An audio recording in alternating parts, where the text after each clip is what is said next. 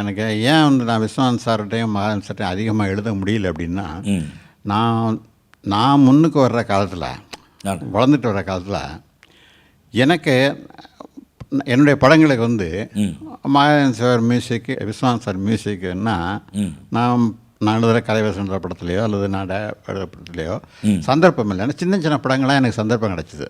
அப்போ அவங்க பட்ஜெட்டுக்கு தகுந்த மாதிரி மியூசிக் டைரக்டர் போட்டுக்கோன்னு கேட்பாங்க. இப்போ நான் சில பேரை கவுண்ட் பண்ணுவேன், அவங்கள வச்சுப்பாங்க.